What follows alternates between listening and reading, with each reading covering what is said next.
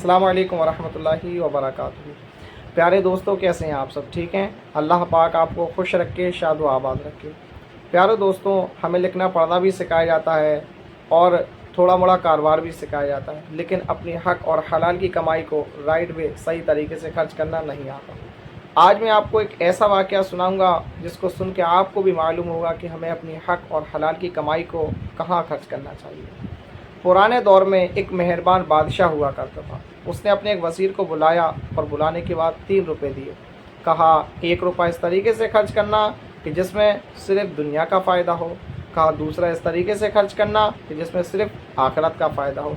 कहा तीसरा इस तरीके से खर्च करना ना तुम्हारी दुनिया ना आखिरत का फ़ायदा हो। वज़ीर ने 3 रुपये लिए और बाहर चला गया। कुछ देर के बाद जब आया तो बादशाह ने सवाल किया कि हाँ भाई, हमने जो 3 रुपये दिए थे कहाँ खर्च किए? कहा बादशाह सलामत, 1 रुपये से हमने फल खरीदे, उसको खाए, जो कुछ बीज बचे वो हमने जानवर को डाल दिए, इससे हमारा सिर्फ दुनिया का फ़ायदा हुआ। कहा दूसरा रुपया एक मदारी खेल दिखा रहा था, हमने उसे दे दिया।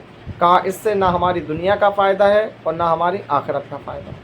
कहा तीसरा रुपया से हमने एक भूखे को खाना खिला दिया और ये हमारा आखिरत का फ़ायदा है। बादशाह खुश हुआ और उसको सीने से लगा लिया वज़ीर को और कहा बेशक ये जो तीसरा रुपया आपने खर्च किया ना, एक भूखे को खाना खिलाया, इससे तुम्हारी आखिरत का फ़ायदा है। प्यारे दोस्तों, हमें भी ये चाहिए कि हम बड़ी मेहनत से कारोबार करते हैं और थोड़ी दिमाग इस चीज़ में भी लगाए करें कहीं हमारा पैसा यूं ही सर्फ नहीं हो जाए, यूं ही खर्च नहीं हो जाए, यूं ही ज़ाया नहीं हो जाए। किस मुसीबत से पैसा कमाया जाता है, थोड़ी सा दिमाग लगा लिया करें।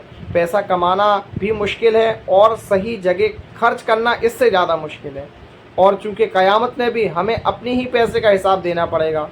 तो प्यारे इस्लामी भाइयों, हमें भी ये चाहिए कि हम अपनी जो है हलाल की कमाई को और अच्छी जगह खर्च करना चाहिए। तो उम्मीद करते हैं आपको हमारी बात अच्छी लगी होगी, तो शेयर भी करें और हमें फॉलो करना ना भूलें।